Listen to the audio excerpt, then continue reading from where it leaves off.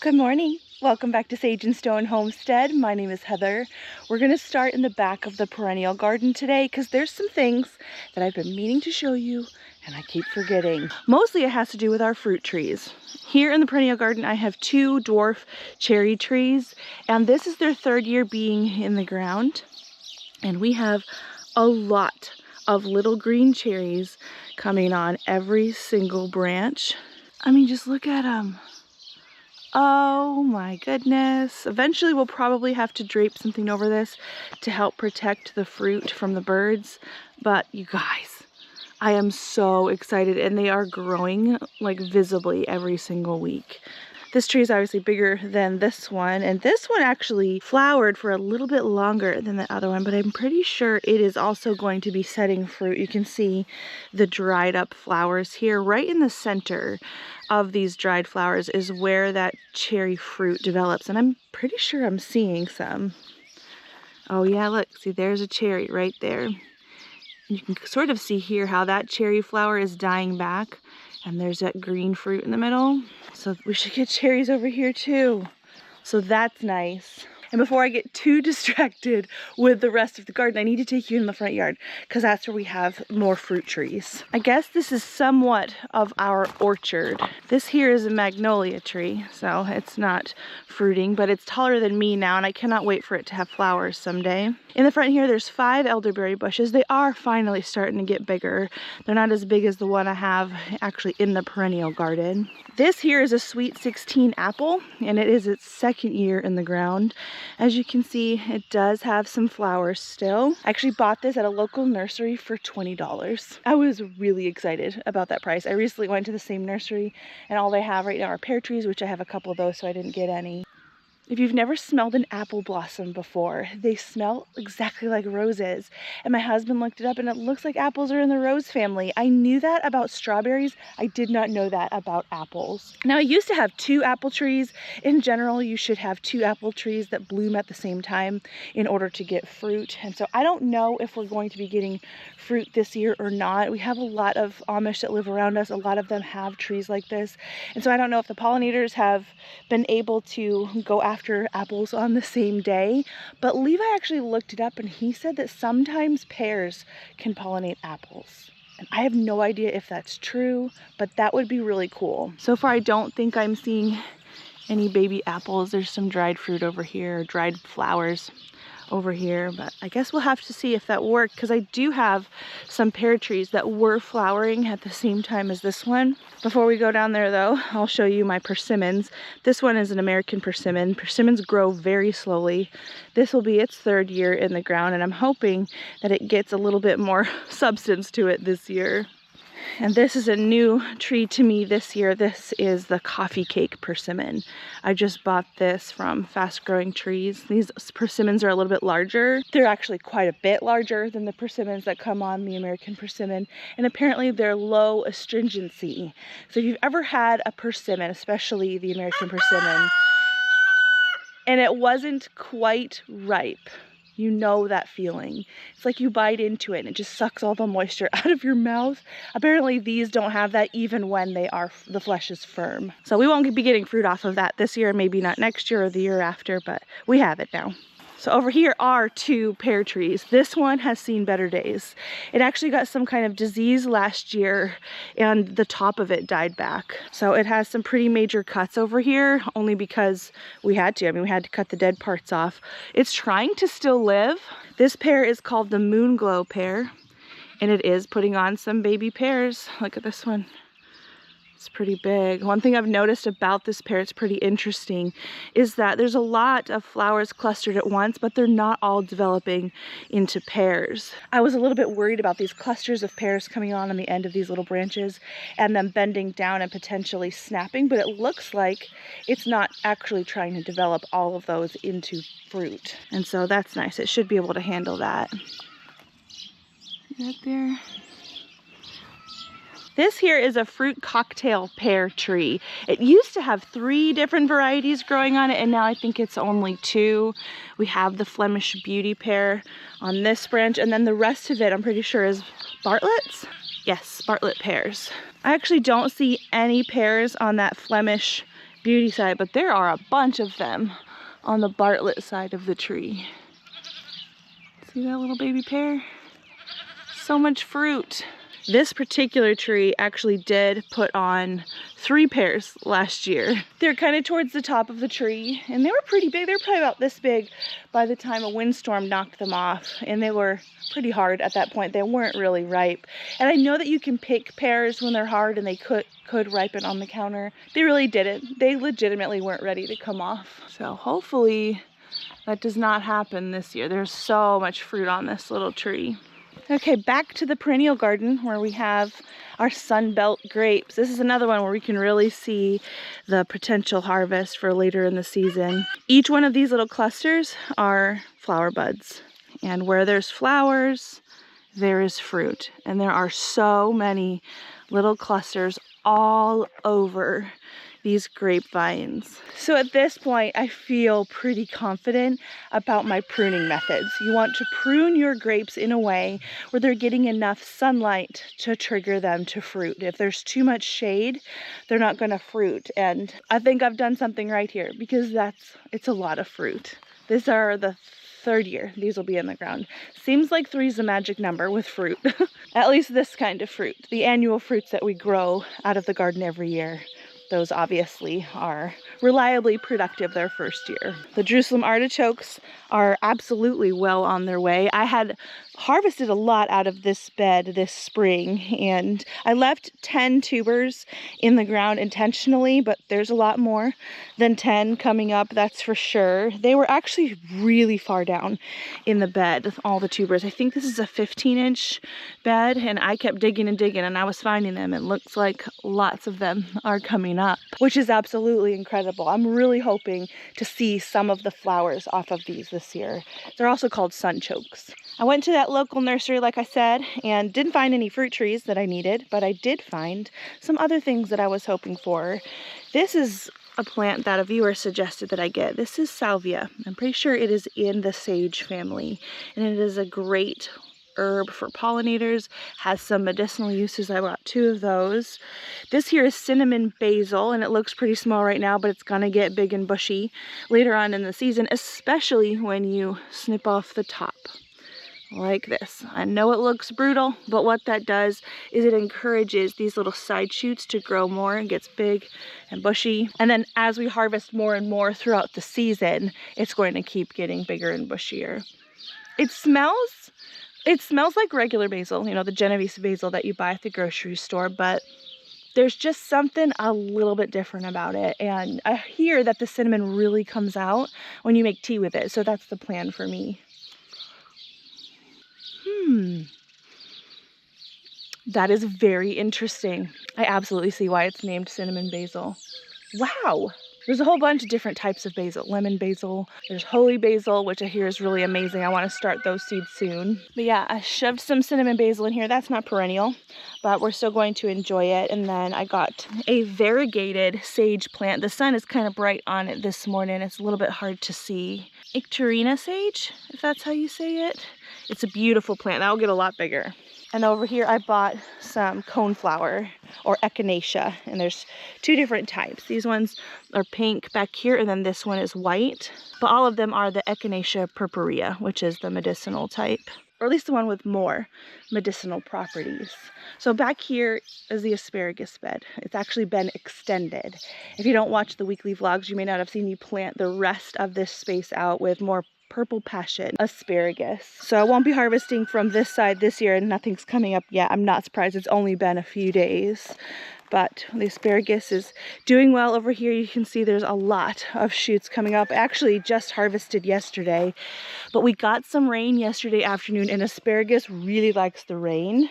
And so it looks like we already have some spears that are of a more harvestable size. And by this afternoon, I'm sure there will be more. The Carlos muscadine grapes are coming along just as well as the other grape variety that we have. Their clusters are a little bit smaller. That's what this is right here. they also flower and get their fruit a little bit later too. See that? They're just a little bit less developed. It is just the type. We had talked about the fact that I was going to plant some pumpkins at the base of these grapes, and I have done so. The Dutch fork pie pumpkins. There's one there, and then there's one over here, and they haven't come up yet, but they should be poking their heads up above the soil any day now. The walking onions, what I have left of them, are doing great. The oregano is really starting to bush out. We'll have to harvest that pretty soon. But yeah, as the pumpkins grow, we're gonna let them sprawl and mulch around in here. We may even let them ramble out this way. I may let them ramble a little bit out this way. I'm really excited to see what that looks like. It's just gonna be gorgeous. Elephant garlic is doing great. I've actually noticed there's quite a few things, weeds, etc., coming up in between the plants here. I do have this wire here that I may have to pull up before I harvest, honestly. Maybe we should take care of that now before I forget. There we go. That will make those a lot easier to harvest when it comes to be harvest time. But back to what is down here. I'm pretty sure I am seeing some sunflowers. This here looks like lamb's quarter. There are some dill plants coming up in here. And of course there's some grasses and weeds, but there's some edible stuff in there. You know what I'm wondering? I'm wondering if these are not sunflowers. They might be zinnia, because that's what I had growing here last year. And that would be pretty nice to have. I did go ahead and purchase some more of the tiny Tim tomatoes and some dwarf basil to go in here. The seeds aren't here yet. I got some of my order, but not all of it, so that's not planted yet, but it is well watered from the rain yesterday.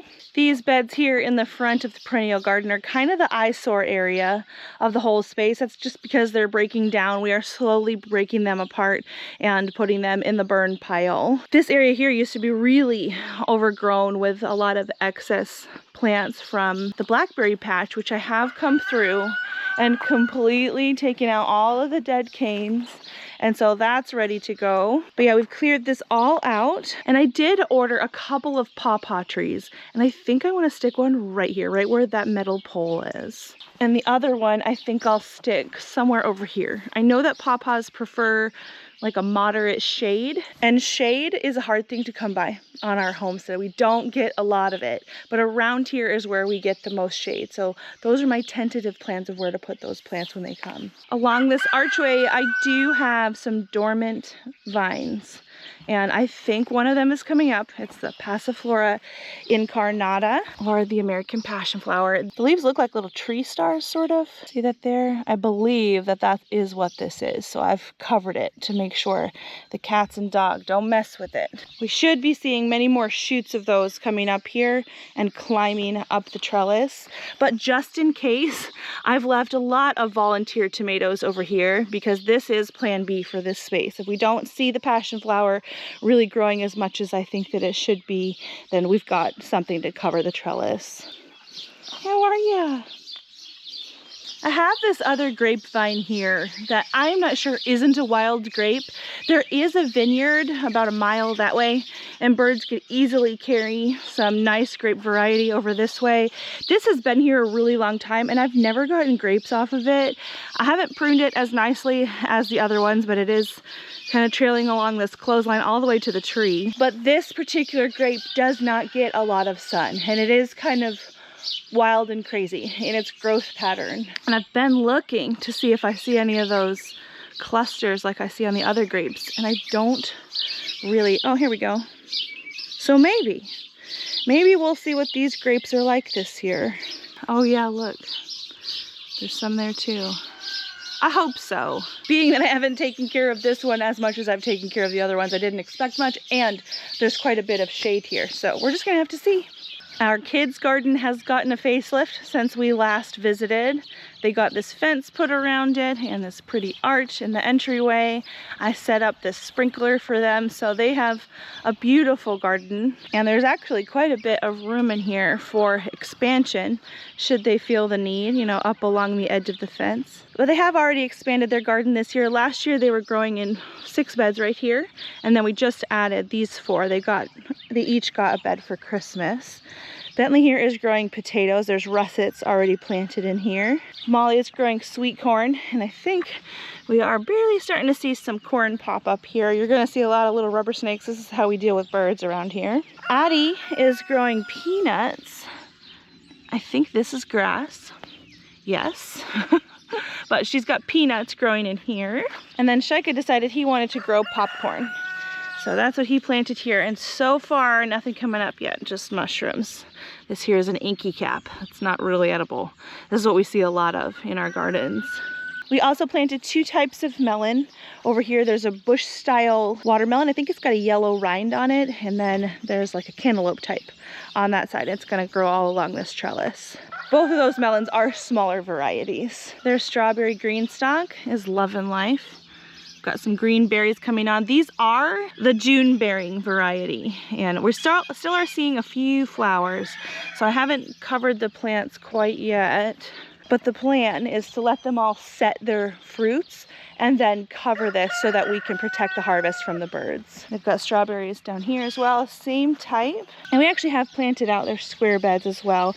Addie's growing a lot of marigolds here. She's got this oxheart tomato, and then she did plant a dragon's egg cucumber on that side, but nothing's coming up yet.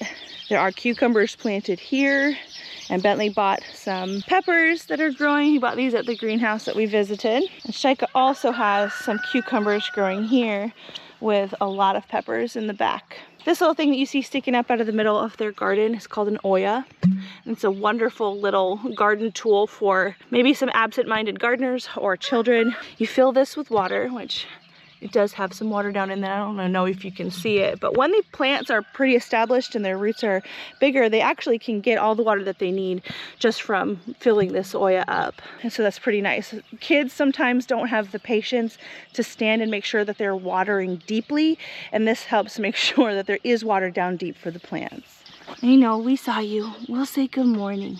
How you doing? Yeah.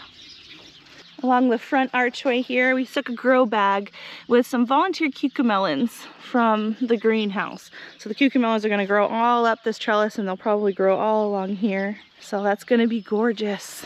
They do also have a fruit tree. We didn't visit this one yet. This is another one of those fruit cocktail trees that has 2 different types of the same kind of fruit. It actually has peaches and plums. The plum side is in the middle here.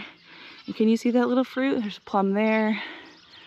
They're hard to see because they're green, but I saw several plums the other day. Oh, look at there. There's a big one right there. Oh, there's a plum way up there, and then really the outer part is where we have the peaches. And the peach blossoms kind of got zapped by a late frost that we had. So I'm not sure that we will get peaches, but we'll see. There could be some tiny ones in there. I believe this is either the 2nd or 3rd year that this tree has been in as well. This is a really big one. Now we'll go up to the greenhouse and the lane in just a second, but I wanted to update you guys on the rose arbor. This is something my husband put in last year, place for us to have meals outside. The yellow rose at the front is looking really good. It's starting to leaf out, and I am seeing some budding happening. But the whole reason that we put in this arbor was for my Lady Banks rose, which grew like 12 feet last year. And then guess what? It died. This has not come back, and it's totally dead. You scratch it and you should see some green. I don't, it's brown. Totally dead. So obviously that won't do. I did buy a replacement. That was kind of sad, and I wonder if I maybe pruned a little bit too heavily in its first year. So the replacement, I'm just gonna let it do what it does this year. This rose plant here is a multiflora rose, and it is big and beautiful this year. Lots of budding. This is gonna be gorgeous. You're gonna hear a sad little goat voice. I have a new goat, and we'll talk about him on the vlog on Friday, but he's recently been weaned from his mama, so he's okay, but he's sad and you're gonna hear him. All right, let's go in the greenhouse before we check out what's going on in the lane. This has a plan for inside the greenhouse later on, and check it out. It's very green in here. I'm gonna shut off the fans. Okay, much better. I think we talked about last week how my broccoli plants were starting to flower or go to seed. It's kind of both. The broccoli part that we're most used to eating is this head, and it is a flower stalk. We just eat the immature flower buds. And I have harvested quite a few of them that looked like they were trying to flower. This little guy does have some room to grow. This one is really loose. You see that? These are the types that I've been harvesting, but there are some that look like they may get pretty big. This one here is still decently tightly packed, and like this guy, the plant is really big and the head looks like it's going to be really nice. See, the little buds are very numerous, they're very small right now and tightly packed. I think this one might be a decent head, and see, this one's not too bad. So I had talked about potentially pulling these out, freeze drying the greens, keeping those, and then planting beans over here. But you know, I actually don't think I'm going to. That was my plan B for this space, but we've had relatively cool, nice days versus the hotter days that we had a few weeks ago, so I think they're starting to chill out. This is the Green Magic hybrid broccoli. I really like growing it, and one of the things I really like about it is what it does when you harvest the center head. So this is one of the heads that I harvested right there, and it will throw out side shoots. So the head that I harvested was probably about the size of these two side shoots here. It was separating like this and just needed to be harvested, but I left the plant in the ground because I knew it was going to put out some shoots. And so we've essentially doubled our broccoli harvest out of this little plant by just leaving it in. Not all broccoli plants are going to throw off those side shoots. A lot of times when you look at the seed variety that you're trying to plant, it'll tell you that it throws out a lot of shoots or not. This variety does that very well, so I think I'm going to take advantage of its propensity to do that and just be collecting shoots as long as I can, and the larger heads where it will let me. So far we have not seen cabbage loopers. I promise you they are coming, but right now the leaves look amazing. The carrots down in this bed are looking a lot more carroty every day, a lot less like little blades of grass doing their thing. This garlic I'm really excited about. This looks incredible. This just came up from garlic that apparently I had left in the ground from last year. I think my plan for this is to keep it as seed garlic because it should be pretty nice. It's not harvest time right now. Oh, can you see this? My shallots that we put in fall time are trying to flower. And really, what I want to harvest are the little bulbs, the shallots. I don't necessarily want to harvest seed. And if you allow your onions to put on their flowers, they're going to not put as much attention on the bulb. Really, once they start to flower, the bulb isn't going to last as long anyway, because what this flower stalk does is it actually pierces the bulb itself. There's like the upper part of the flower that we see, but this little stalk does go down into the center of the bulb, and that just kind of compromises it. It's not going to last as long in storage, but that's okay. Usually they don't flower until their second year, but I put these plants in at fall time last year, so it's been quite a while. They've been through some, warm temps and then cold temps and then warm temps again, so maybe that's triggered them to think that this is really their second year, and so basically all of these plants are flowering. I've been picking these off like crazy. This is just going to halt the energy going to the flower because the flower's not there anymore, and we'll be able to get as big of a bulb as possible, although it's not going to be super great storage quality. There's an AI thing going around saying that if you pull off the flowers, you're going to get double the size of your onion. False. Not true. The size of your onion is dependent on the number of leaves that it has. One leaf equals one layer of the onion. Doesn't really have anything to do with these flowers, but you do want to pick them off if you want a decent bulb. The peas up the center of the bed are really starting to do their thing. I think we should see a lot of little flowers coming up very soon. Just been training them to the trellis. These here are shelling peas. Same thing here, shelling peas, shelling peas. Obviously I haven't gotten around to fixing the bed over here. We'll see how long that takes me. But I've just been kind of pushing them up towards the trellis so they can grow up the trellis. They kind of tried to climb all over each other, but I think most of these have figured out the trellis and they're going to grow up. In the front here, these peas are a little bit taller. That's because they went in a little bit earlier than the other peas. These guys are snow peas, and I don't see any hints of flowers yet, but this is probably where we'll see pea flowers first. More and more carrots over here in this grow bag, And in this bed, I did have some larger carrots in this bed from fall time that I pulled out because they were really starting to overshadow some of my little ones. So you kind of see these little pockets. That's what that was. I need to come in here with my little mower and mow the pathways in here. We've got buttercup coming up. A lot of people ask me what this flower is. It's buttercup. Here's our bok choy and broccoli rabe bed. Really, the broccoli rabe has taken off. I mean, it's probably quadrupled in size since we last saw it, which is pretty encouraging to see. It looked a little bit puny when I put it in, but sometimes plants don't handle transplant very well, and they can shock a little bit, but these guys are okay. It's just kind of weighed down with a little bit of dew this morning. The beets are able to be seen without crouching this week. I'm going to try to let most of these bulb up, although beet greens are very good. I really want to grow them for the roots. It's almost time for my little snake friend to retire to the lane where we've got some new seeds coming up. Past a certain point, the local birds lose interest in the seedlings, and those guys are almost at that size. Over here in the kale bed, we have this cabbage that I left in here as a trap crop for bugs. I noticed that it was attracting not only aphids, but also harlequin bugs. And harlequin bugs, at least in my greenhouse, they really like kale, but they were all over this thing because it was already compromised from the aphids. But once I saw them, I knew I couldn't allow them to just be over here and breed. So I did throw some diatomaceous earth on this plant. And can you see what's happening here? This cabbage looks like it's trying to put on some more little heads. So a little bit like that broccoli over there, this cabbage is trying to put up cabbage shoots. It's not really a shoot, but little mini heads. It's interesting. Woo, look at the bugs. I just picked up this leaf to see what's happening with the aphids, and the roly-polies just went crazy. So I'm still leaving this. This is still a nice little bug magnet, and it's keeping most of the bugs off of my kale, although I did dust these too just as a precaution.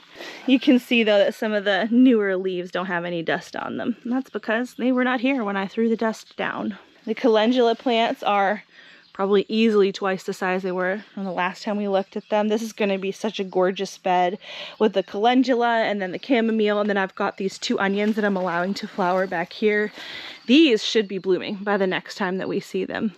They're developing really nicely. And you can really see down in here if we follow this stalk down. I mean, that's really a really beefy stalk going down into the neck of the plant, and it does pierce that bulb, which basically isn't forming right now, and it may not. This plant is probably going to put all its energy into that flower, which I'm allowing to happen because this was, you know, a volunteer plant, an unplanned plant anyway, and I kind of like to see how things turn out.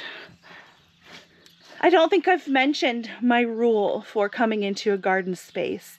I didn't do it in the last couple garden spaces we were just in, but this time of year, if and when I come into any garden space, it's a rule that I must pick at least 3 weeds. I have to. I can't just come and take out the goodies. I need to also be tending my garden when I'm in here, and that really does help me keep my weeds down. And oftentimes when I pick at least 3, I'm picking up more than that because there's usually more than 3 weeds in a bed. This is a volunteer chamomile plant that actually volunteered in fall, and it went through winter with us, and it's going to be our first one to flower. Unfortunately, today is not the day, but probably tomorrow you can actually see the little petals forming on that one, but I'm excited about that. Our cabbages are really filling out back here. They're quite large. It looks like they may be starting to try to head up. There are no aphids on this cabbage. Hopefully they stay down there where the trap cabbage is.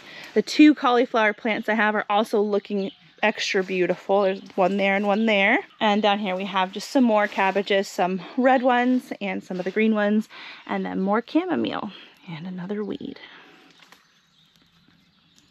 See that roly-poly? I have this little grow bag set up, little garden in a box from Epic Gardening that we set up together. The dill has come up, all of it has. I have actually thinned out the dill in here. I overplanted for sure, but I need to do more thinning. I hadn't planted dill anywhere else. I love dill. It's easily one of my favorite herbs. So happy to have that whole grow bag full of it. This here is a zinnia, gorgeous flower. I don't know what color we're gonna get, so that'll be a surprise. And this is a yellow squash with some bachelor's buttons. I have several other squash planted, but this is the only one that's come up so far. Looks healthy. Did you guys happen to notice this in the background? I cleaned up this corner, had a lot of just mess going on back here, but we've stuck a rug down here and our bistro set. And it looks really nice over here. Great place to sit. I did have a pepper growing in here, and I don't know, it promptly died. I don't know what happened to it, but I need to replace that. These onions are looking great. I did throw down some bone meal. You can kind of see those granules right here. And they're putting on the leaves, which is great. That's what they need to do. Onions in particular do not like competition. They want to get sunlight on all of their leaves. So you want to weed your onion beds especially. This onion bed isn't looking as good. These transplants went in a little bit later than the other ones, but then this is also a different soil. This is one of the bagged soils that was more dense, and I didn't water it as often as I probably should, and it actually developed this really thick crust on the top of this bed, and it wasn't good. It took me quite a while, quite a lot of watering to get it to be permeable again. It was just sitting on top and sort of running down the side of the bed instead of soaking in. I am trying to come up with a plan to put my drip irrigation in here so that I can water a little bit more consistently, because sometimes, like children, I am not a patient waterer and I don't necessarily stand here for as long enough is probably needed to get everything really soaked in.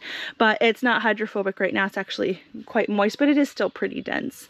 I'm thinking about coming along and mulching in here too with some straw that I have. Check out these beans. I didn't grow beans here last year. I'm sort of wondering, I can't remember what I threw in here. Like maybe it's lima beans? Because I did grow lima beans in the greenhouse, and it's possible that I threw some. Wow, look at that. It's possible that I threw some clean out in this bed.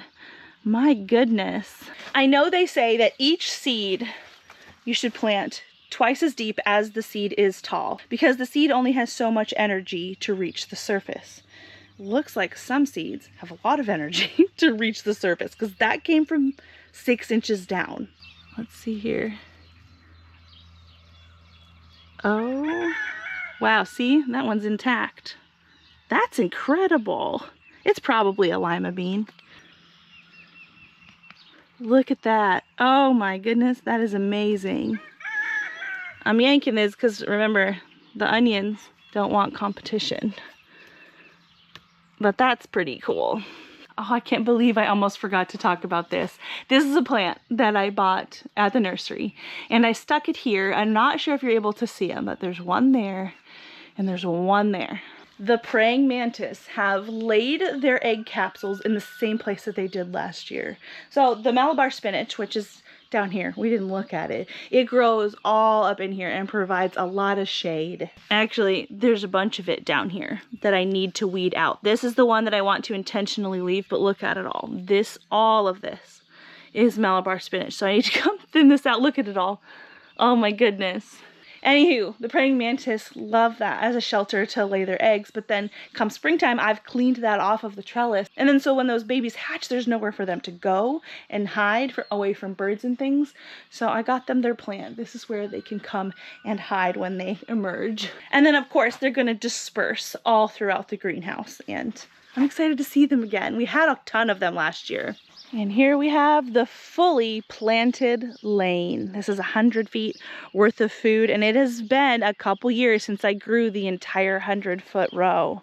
Strawberries doing halfway okay over here. There are some cups where the strawberry plants died, so I'm gonna wait for these guys to throw out runners, and then I'll replace what's missing in these cups. My lavender plant got really big, and I decided to put it in a really big pot. I hope that it flowers this year. Last year it didn't. I actually bought the starts last year, and someone told me that lavender doesn't flower in the first year. So I'm really looking forward to the flowers this year. But we did harvest the petals last year and use that for tea. It's really good. Tastes just like lavender, maybe a little less intense, but really great in tea. So far, no potato greens coming up yet, but it will not be long. I transplanted my peppers out here, These here are the pimento peppers, and then on this side we have the Asparagus. There are 6 of each. They're still pretty small. I still worry about the birds, so that's why we've got these little cages over them. Now all along here until we get to the end, it's just seeds in the ground. And I think some of them are starting to come up finally. It's almost a week since I put them in. And so I'm really eagerly awaiting seeing them pop up above the soil. But here I put some green light patty pan squash. I'm going to put those up on a T-post and grow them vertically. This whole bed is spaghetti squash from seed that I saved. This whole bed is tromboncino squash from seed that I saved. Look at all those inky caps. I think there's supposed to be a squash coming up right here. That's okay, the mushrooms won't hurt anything. That's why they're called the inky caps. So far, no tromboncinos. This is a new to me squash this year called the Autumn Frost. All in this bed. They're smaller squash, kind of like a personal sized pumpkin. So far, no germination. Half of this bed I'm growing gherkins in, so small little pickling cucumbers. Don't see those yet. But we do have a few Kentucky Wonder pole beans coming up. And I guess I shouldn't be surprised. Beans are very fast germinators. These guys are the first ones to come up above the soil. So half of this bed are the Kentucky Wonder pole beans, and this whole bed is Kentucky Wonder pole beans. And then down here we have all of our tomato plants. Roughly 18 plants. I think there actually might be 19 plants in here. Down here there's 2 Oxheart varieties, and then I have my favorite, which is the Belgian Giant, all the way through here. And then we've got Dr. Witchy's Yellow down on the end. I actually transplanted these on camera during one of our weekly vlogs, and it looks like the transplanting went really well. Very little transplant shock, and the plants have put on some growth since they went in the ground. Again, the little trash cans that I have over them are just as a precaution against the birds. These seedlings are pretty big. The birds past a certain point don't really care, but I had them, so I figured I'd use them. And probably once some of my other plants come up down there, I will be borrowing these trash cans from the tomatoes and put them down at the more tender seedlings. But you may have noticed that I do have my drip line fully installed out here on the lane. I did this in the last few days. I've got this main line tubing that comes all the way down the 100-foot row, and then each bed has a mini pep line tube coming out of it. So snakes around and waters everything fully. It all works great. But because it rained yesterday really well, we don't need to run the irrigation today. I do need to run it in the greenhouse because that doesn't get rained on. I don't run my irrigation every day. I run it actually on Wednesdays and Sundays, and I let it go for several hours so we get a nice deep watering. But that's that so far.